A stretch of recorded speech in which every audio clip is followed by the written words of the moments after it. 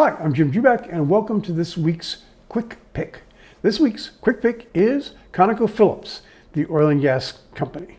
Now, I'm not a big fan of oil and gas over the long term. I think it is highly destructive to the planet. The question is where you come down in terms of making money in the short term, because right now what we're looking at is, the transition from an oil and gas fossil fuel-based economy to a green energy economy is not going to be easy. Right now we're hit one of those bumps. Oil and gas companies have not been investing really heavily. We've got a kind of squeeze on supply as demand recovers from the global pandemic. So we're seeing oil prices go up. They're up. Oil is now up to about $80 a barrel, West Texas Intermediate benchmark. Okay. The reason for liking these stocks is A, because oil prices are going up. And in many cases, what we really want to do is to find an oil and gas producer who understands that the point is not to spend a lot of money now that oil prices are high on new exploration and new development, but instead to return that money to shareholders. And ConocoPhillips has been one of the clearest companies about doing that. Okay, so you look at this chart and what you see is that there's another swing upward from starting around the beginning of December in this stock from 68 to right now around 78. And that's coming as people realize there are big disruptions in supply. OPEC is not being able to produce oil, increase its production as quickly as it thought, and that many of the U.S. oil shale companies are actually standing firm with the idea they're not going to increase their investment.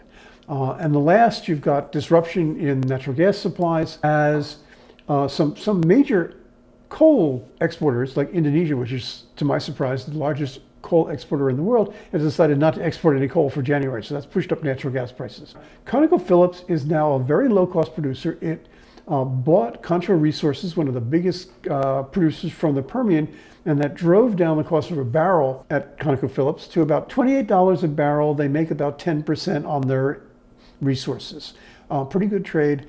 For new production, the break-even is about 40. What they've said is that they're going to keep their discipline for the next 10 years. They've got a plan that says basically we're going to turn 30% of operating cash flow to shareholders in the form of either a dividend or a buyback. So you're looking at, in 2019, you're looking at about a 7.3% yield, both in terms of dividend and in buybacks. The company said it's going to continue to do both. So maybe you won't get the cash dividend you want, but the buyback should add to that and get a pretty hefty dividend from a company that right now is deciding that it's going to keep its discipline. So for the next 6 months or so, this is my stock pick.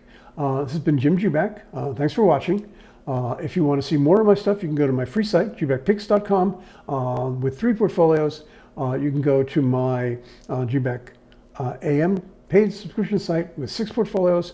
I urge you to go to one or the other because I just put up my most recent performance numbers on my dividend portfolio of about almost 19% in 2021. You can see the whole portfolio on both of those sites. Thanks very much for watching.